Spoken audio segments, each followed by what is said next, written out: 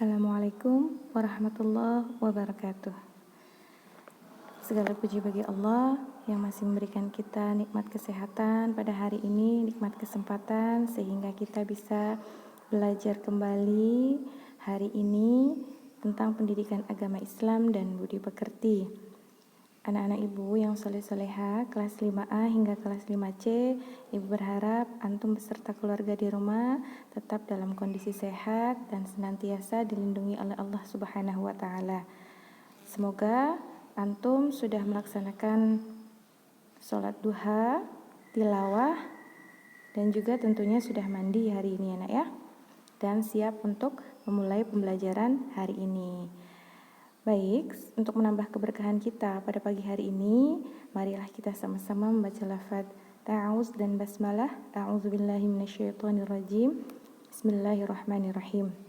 Hari ini kita akan membahas bab 7, mengenal Rasul-Rasul Allah. Rasul-Rasul Allah Subhanahu wa Ta'ala. Yang pertama, kita akan membahas tentang iman kepada Rasul Allah.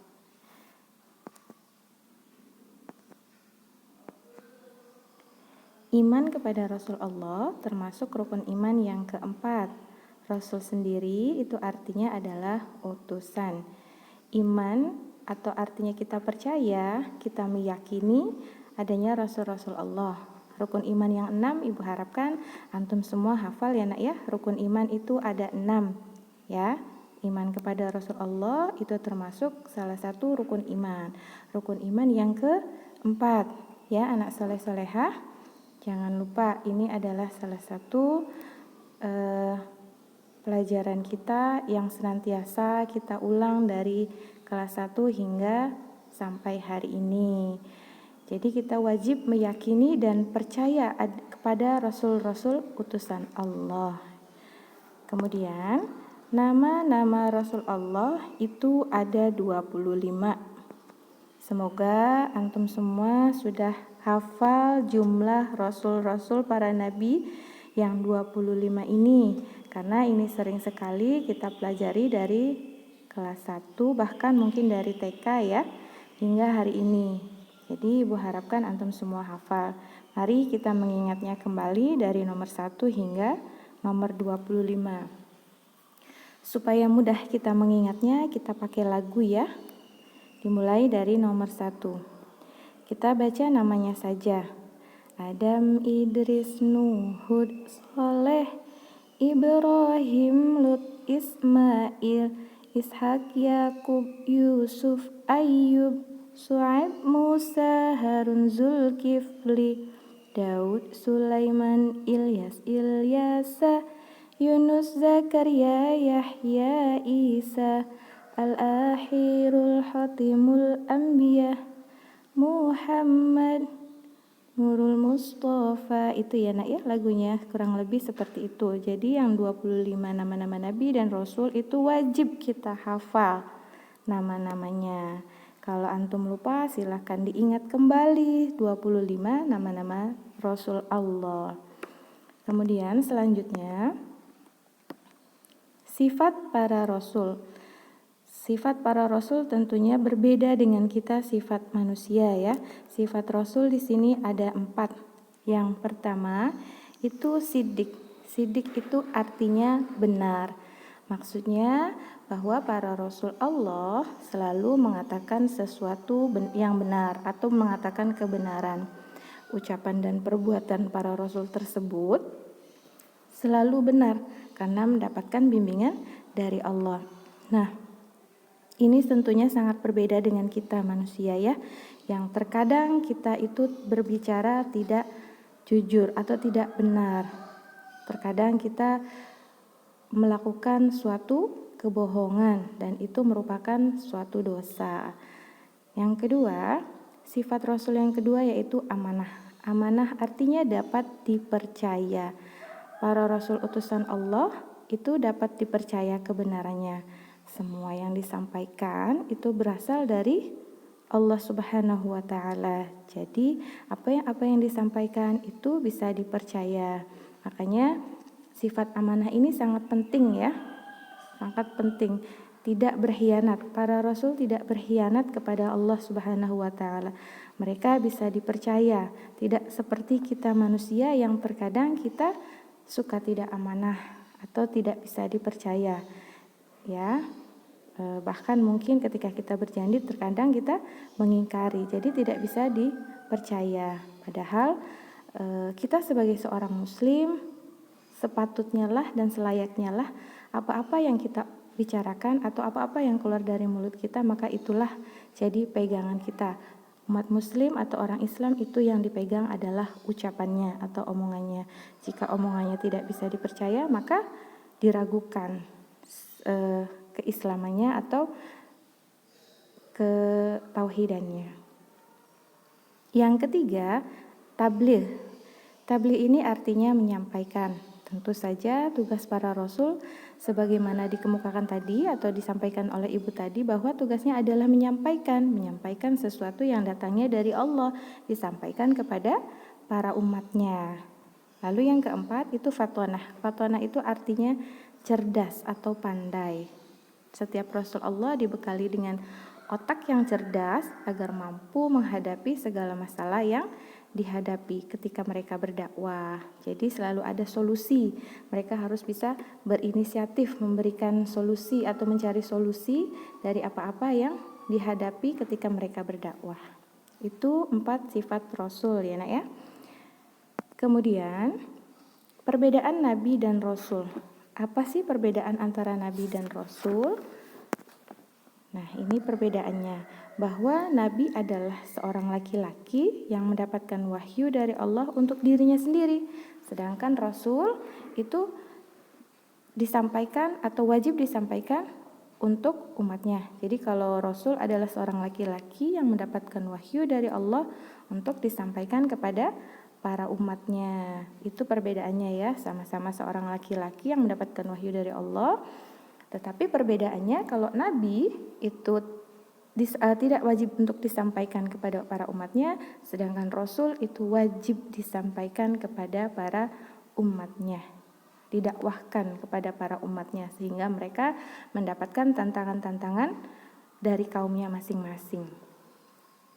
Ya, baik, selanjutnya yaitu tentang Rasul Ulul Azmi. Kalau tadi kita sudah membicarakan 25 Rasul Allah, sekarang ini ada yang namanya Rasul Ulul Azmi. Ulul Azmi sendiri itu adalah artinya orang yang memiliki kesabaran, ketabahan, dan keteguhan hati. Kita yakin bahwa semua para rasul itu memiliki kesabaran dan ketabahan serta keteguhan hati.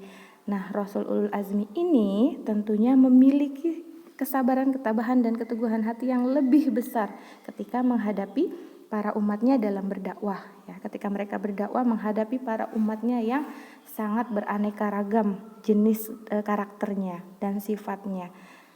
Nah, siapa sajakah Rasul Ulul Azmi ini? Yang pertama itu ada Nabi Nuh.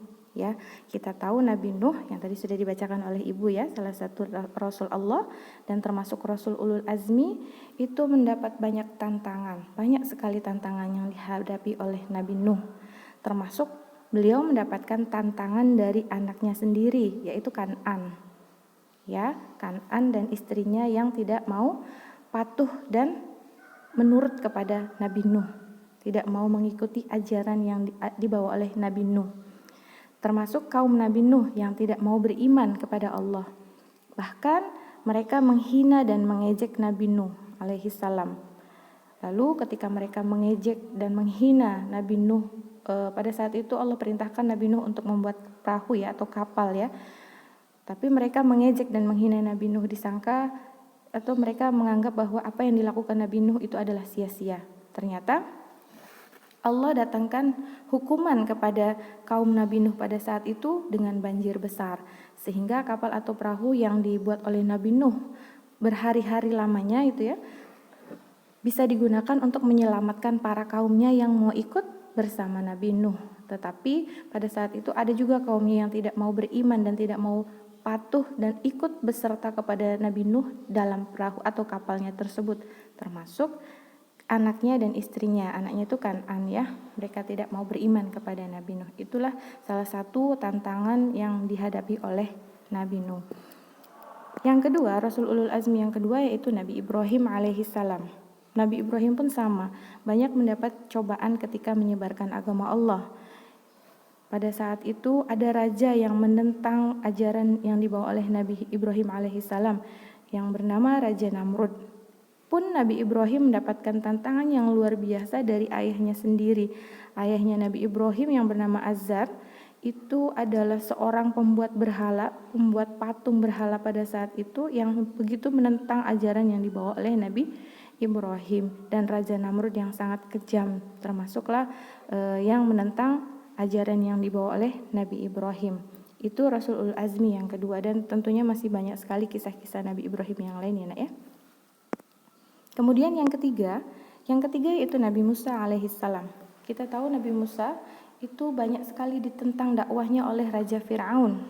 Raja yang sangat kejam, yang menganggap dirinya adalah Tuhan, yang menganggap dirinya adalah orang yang paling berkuasa pada zamannya.